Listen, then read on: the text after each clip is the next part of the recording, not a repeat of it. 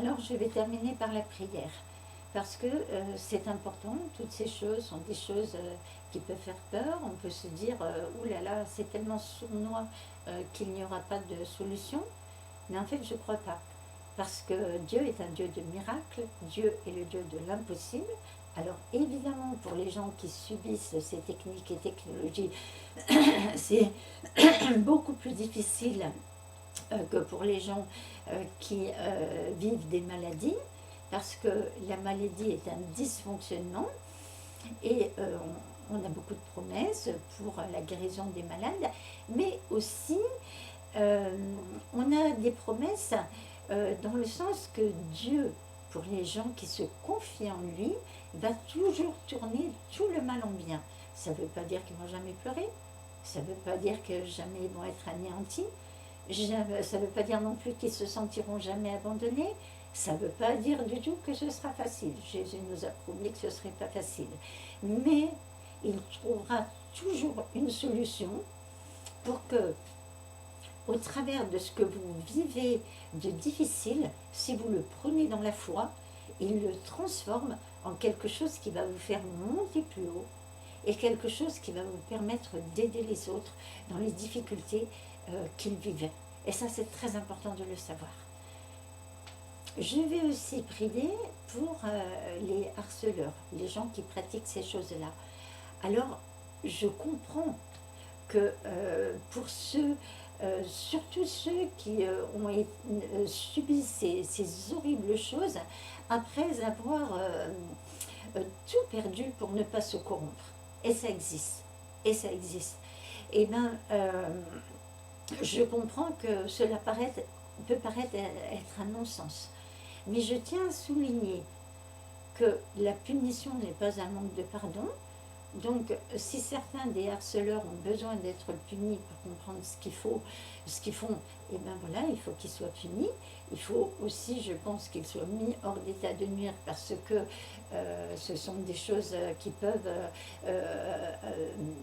voilà, enfin, qui sont très très mauvaises. Et aussi, il faut comprendre que la grâce de Dieu s'adresse à tout le monde. Moi, avant de comprendre tout ça, je ne jugeais pas parce que la Bible disait qu'il ne fallait pas juger.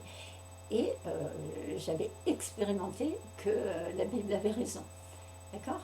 Mais après, quand j'ai compris tout ça, j'ai compris que c'était très difficile de savoir jusqu'à quel point les gens étaient manipulés et jusqu'à quel point ils agissaient selon leur libre arbitre. Donc je vais prier pour ces gens-là et je vais vraiment rajouter que la grâce de Dieu s'adresse à tout le monde, même aux hypocrites, même si Jésus prévient bien que l'hypocrisie c'est pire que tous les autres péchés, ça c'est clair hein, au niveau de ce qu'il dit. Voilà, mais il prévient justement pour éviter une finalité terrible. Hein. Et je vais vous donner aussi ce témoignage. Le compositeur hein, qui a composé le chant Amazing Grace, c'était quelqu'un qui s'occupait de la traite des Noirs. Donc ça, c'est pas aussi sournois que tout ce que je décris, mais c'est aussi horrible. On est d'accord ? Et à un moment, il a été convaincu du péché. Mais vraiment, il s'est dit, mais qu'est-ce que je suis... Enfin, je ne sais pas comment ça s'est passé dans sa tête, mais il s'est mis à genoux devant Dieu. Il a complètement changé sa vie. Complètement. Et c'était devenu quelqu'un de bienfaiteur pour l'humanité. Quelqu'un de bien, quelqu'un qui avait une vie noble. Voilà pourquoi je prie à la fois pour les victimes et à la fois pour les harceleurs. Tout le monde ne changera pas, ça c'est évident, mais qu'au moins l'occasion leur en soit donnée. Hein? Tout le monde ne changera pas tout de suite. Après, il y a des gens qui ne vont pas changer tout de suite et d'autres après. Ce n'est pas à nous de juger, c'est à Dieu de juger. Seigneur, je te prie spécialement pour les victimes et je te prie spécialement pour les victimes qui n'en peuvent plus, qui ont pris des positions intègres au travers desquelles ces gens-là ont tout perdu. Je te prie de les bénir, de leur assurer que toi, si ces gens se confient en toi, tu peux leur donner des secours. Au nom de Jésus-Christ, je te prie de préparer un chemin pour eux, où ils puissent marcher et qu'ils voient ta puissance au travers de cela. Certaines des victimes ont été tellement agressées avec tout cela qu'il en a découlé de véritables maladies. Alors au nom de Jésus-Christ, je te prie pour que ces maladies disparaissent. Au nom de Jésus-Christ. Et je te prie aussi pour que tu puisses les aider par la suite à mettre en route un processus de régénération constant, parce que je crois que tu peux le faire. Pas forcément, d'une manière automatique, parce qu'on a pu voir que même Paul, l'apôtre Paul, a pu à un moment être complètement anéanti par une lapidation, mais d'autres ont prié pour lui et il s'est relevé. Et voilà.